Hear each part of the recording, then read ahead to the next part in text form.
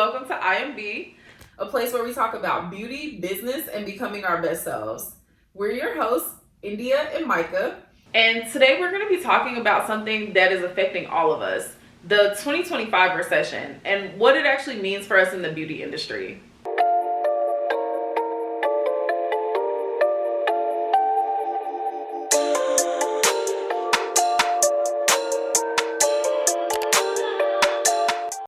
Start off reviewing some commentary. We have a few videos, tweets, just talking about the issues that we're seeing right now during the 2025 recession. And then after, we'll actually give you 3 trends that we'll be seeing in this recession and also how to pivot. Let's begin.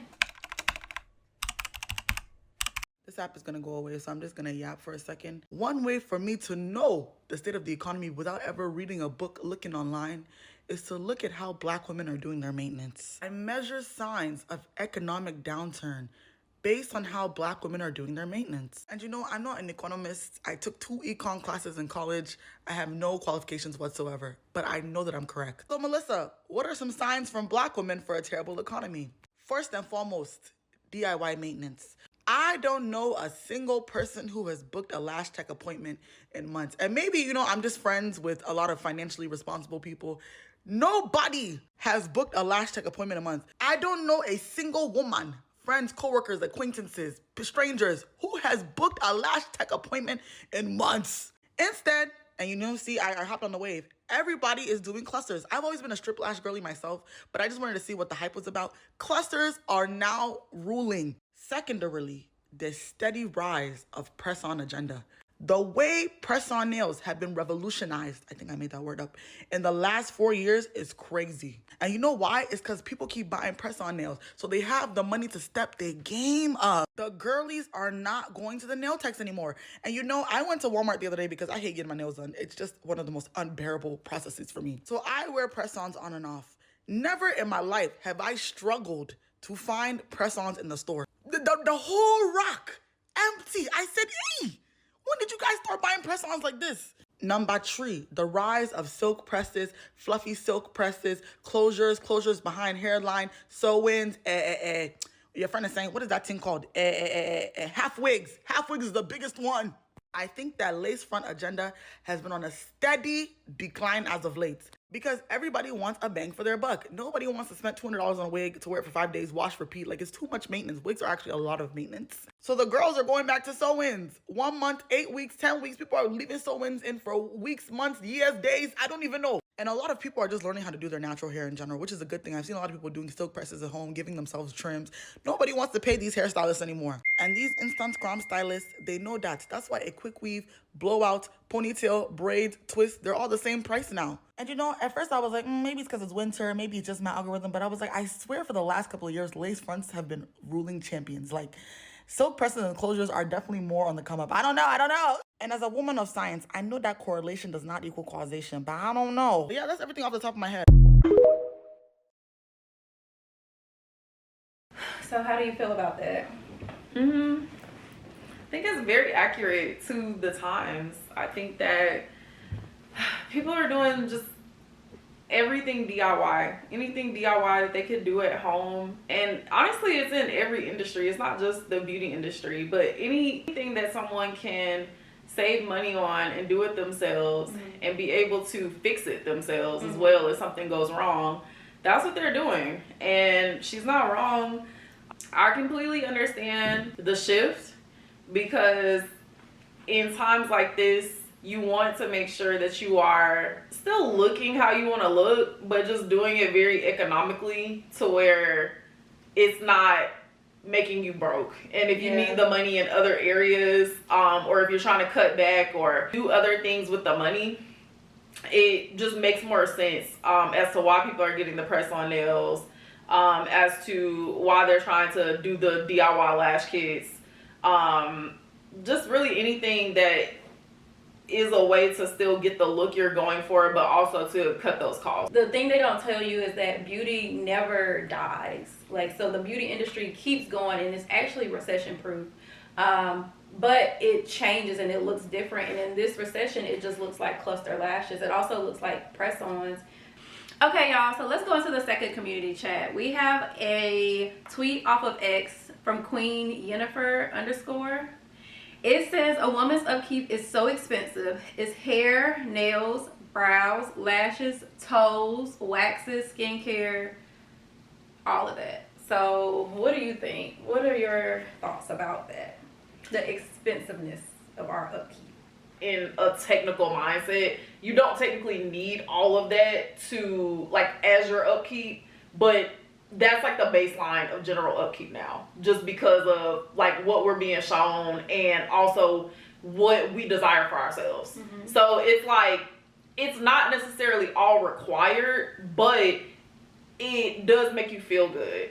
And I think that with things costing so much and with the economy right now, it is hard for people who are used to getting all of those services done and say they may have to make some type of financial sacrifice to even decide like which ones are the most important, because if you were used to getting all of them, right? I think with beauty, if you are someone who likes those full services, it's just a lot to have to take in. Yeah. And especially when you're looking at the rising cost of grocery, when you're looking at the rising cost of rent, when you're looking at the rising cost of everything, it kind of makes it to the point where you don't necessarily know what to choose. And I think honestly, people can sort of be choosing to do things at home, because at that point it's like decision fatigue.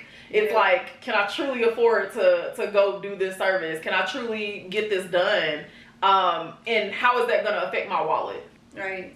I think when it comes to beauty, just the history of beauty has always been like an indicator of some type of wealth. Yes. You know what I mean? So like beauty and fashion, it's always been an indicator of some type of wealth. And I think because we live in this social media age where everybody is quote unquote rich, you know, like, or they at least appear to be rich. Everyone appears to have their hair done, their nails done, their eyebrows done, their lashes done. They go get their facials every day, all of it. And trying to keep up with that image is costly.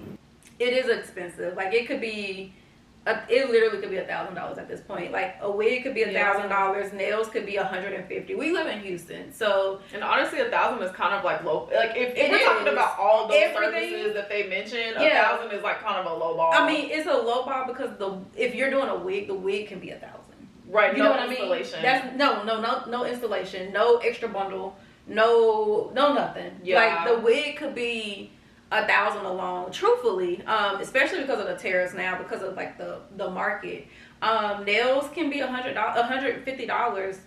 It can really be $300. It depends on the type of nails you're getting.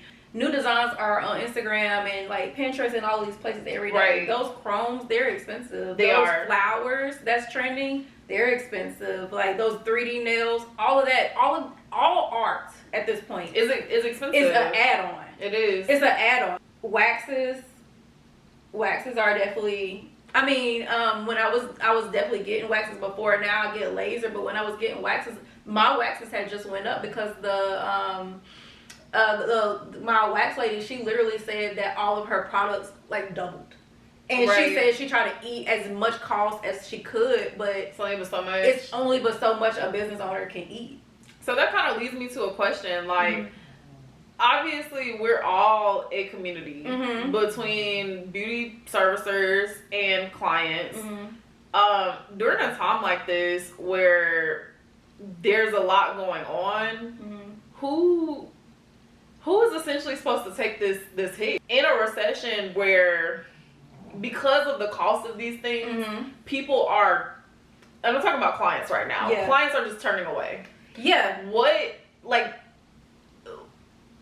is there any type of meet in the middle? Is there any, you know, like, is it just a situation where it just is what it is? Or is this a situation where, is there a possibility that maybe as a community there could be some way to mitigate these costs? Honestly, sadly, whenever there is a rise in costs like this, even when the recession goes back to being great, the costs don't drop. It's kind of like the new norm. That's the new norm. Yeah. And again, sadly, it's very sad that that's like the new norm, but it is. It's literally the new norm. So if it becomes the new norm, then you have to look at it as who will permanently take on this hit. You know what I mean? Like, because it's not this is not gonna change. Like, if people have been paying $150 for nails, they'll always pay $150 for nails. As a community, we do have to understand that the recession is affecting all of us. Yeah. So it's not just like one person's fault or another person's fault. It's not that the beauty professional refuses to charge lower prices, and it's also not that the client just refuses to pay. Both people are being hit by this upward trend of prices, along with the upward trend of prices of everything else around us. Right. It's the supply chain. It's the, like, you would have to, whoever is at the top of the supply chain is causing this downward effect of everybody paying more. Let's take a quick break here. If you're a beauty servicer and all the talk about the prices and everything had you overwhelmed with money stress, don't worry, you're not alone, and you don't have to figure it out by yourself. Beauty professionals who win know their numbers. Do you? If you're serious about leveling up your business, you need the profit playbook in your hands. Learn exactly how to budget, separate your money like a pro, and use real simple strategies to build lasting profit. For the next 48 hours, we're taking $40 off, no code necessary, and you'll score a free monthly revenue and expense tracker designed to keep you organized and in control all year long. Winning businesses don't happen by accident. They're built by beauty pros who move smart and fast. Don't wait. Hit the link in our description and grab your playbook before this deal disappears. And we don't just want to give you the tools to master your business. We want to give you a safe space to grow. If you're a servicer, join our beauty community on Instagram. It's a space where we talk money, mindset, business, and beauty, of course. The links are in the description below. Join now. We'd love to meet you. All right, guys, so let's go ahead and transition. Let's get practical. What are 3 trends you can expect to see during this 2025 recession? We actually have our notes here, so let's get this going. 3 trends you can expect to see and how to pivot. So the first trend is DIY and drugstore culture is booming.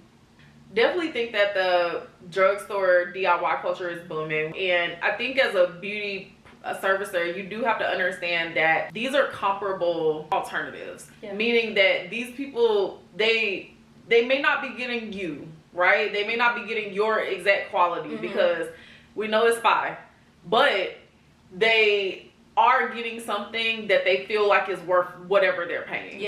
And with that, you have to understand that you are competing now in that DIY. You're competing for that client in that DIY space. Okay, so this is how you can actually lean in instead of losing out on your clientele. You can pivot by selling your own beauty kits or starter tools. You can offer mini services like polish changes, mini manicures, or even trims. You can also host live tutorials or online classes for your clients. People will pay to learn from a trusted expert. If your clients trust you and are loyal to you, they will pay for your classes. And I think with the classes too, what can make that unique is if there's something that you're really good at. So say for example, you're a nail tech, you really know how to do French. Right. If you were able to teach your clients how to do that at home, they would pay for that class. For sure. So that way they could get that one-on-one instruction and you can play into it instead of losing out completely. I also, when it comes to makeup, like I obviously know how to do a basic set of makeup, right? But like for me, I would do a class from a makeup artist. If they were offering like a online class to learn how to do quick glam beat, obviously I could get on YouTube. Like that's free, right? But if I have a trusted makeup artist, I would actually pay for the course. Like you like their style. I like how they do makeup, and I want that on me. Right. You know what I mean? So I would actually pay them for that course. So that's a great way to just lean in and pivot. Yeah. Playing on their strengths. Like figure out what you are best at and sell that. All right. So number 2, loyalty beats luxury. It comes down to the emotions that you can create within your clients, and that honestly is when they will make the sacrifice to come to you even if they can't afford it. Exactly. When your clients' needs are met, they're gonna keep coming back. That's just how that works. And again, like they'll make sacrifices to come. They'll make so sacrifices it's like to come. if they have to sacrifice some in a recession, if they have to sacrifice some money over here, or not go get something else done because they genuinely look forward. They find joy. Yes. And like coming to you. And if Yes. I'm gonna always put my money up where I find joy. Again, you have to realize, even in a recession, people's monies might be like tight, but they still have money. It's not like not present. It's not not present. Yeah. If they didn't have money at all, we wouldn't be talking about services. It would be no reason to. That's not your problem. Services is not your problem. Okay, you got a whole other thing to talk about, right? Yeah. So obviously, we're talking about somebody who has the finances. Some, even if they're limited, they have the additional income that they could use for these services. I know a lot of times, especially because now we're obviously all on social media, that's how y'all are seeing us, and it is about the aesthetic, but that's not everything. Yeah. And so, as you work your way up to building the aesthetic you want, just know that there are other ways to provide a luxury experience, even if you don't have every single piece or even the look that you're going for right off the bat. Right. Here are a few ways to pivot this recession to create loyal clients. Number 1, your personal brand matters. Think about, are you showing up consistently on social media? Are you checking in with your clients outside of their appointments? And how are you treating them when they're actually in your presence? Number 2, little things like birthday messages or loyalty discounts make people feel seen. This is a time where you want to hone in, and any type of discount or sale that you can give your clients, do so. Obviously with your discretion, but it will make them feel that you actually care. Okay, servicers, in the comments, tell us your most loyal client who has been with you from the very beginning or have just been there through this recession 2025 through thick and thin, have their appointments like booked, you know what I mean? Like pre-booked. Okay, let us know. Shout them out. Show them some love this way, all right? And also let us know in the comments if there's a client that you miss. Yeah, like, wow, I want them to come back. Like, I want them to come back. Like, at them so they can come back. Yeah, and then tag them. us so we know. So we can be like, y'all need to go ahead and go back because they shouted y'all out. Yeah. All right? We want to see some reunions. We definitely want to see some reunions. Okay, y'all. So the third and final trend that we'll see in this recession is a decrease in bookings will actually equal a rise in creativity. As a beauty professional, when you know that your schedule may be dropping to what you're used to having, or if you're finding it hard to possibly even grow and get new clientele, if you have time in your schedule, it's not the time to get depressed. You have to strategize and you have to say, like, okay, what is the best use of this time? There are just plenty of ways that you could use that time and see that time as a freedom. So I think for this specific trend, it is about mindset. The points to pivot, you can use that time to record content, write that ebook or start a new product line, organize your back office, update your brand, or automate your booking service. This is the season to work on your business, not just in it. Okay, beauties, that's all we have for you today. If this episode encouraged you, make sure you tag at IMB USA on all social media platforms. We would love to hear from you. Make sure you get down in the comments. We want to hear from all your thoughts about this video. Let us know if there are any new topics that you guys want us to talk about. We talk about all things beauty on this channel. Make sure you grab your profit playbook for all of our beauty servicers, and also join our IG community. It's a private community for beauty servicers where, like we said before, where we are talking about real things. We're encouraging each other. We're just building that trusted community, that safe space that all of us need. At the end of every episode, we're always going to leave you with something. Either a word of encouragement, an announcement, or a shout out. Today, we're going to leave you with a word of encouragement. The economy might be unstable, but let's bring this back to what really holds us: faith. You weren't just called to do hair or nails or brows. You were called to build. You were called to create. And you were called to serve with excellence. So even if this recession feels like a setback, ask yourself, what if it's a setup? What if this season is to sharpen your skills, stretch your faith, and shift your focus? Sometimes slow seasons are the soil for your next breakthrough. So keep showing up, keep believing, keep dreaming boldly, because your gift still matters, recession or not. We love you, beauties. And until next time, stay beautiful and stay informed.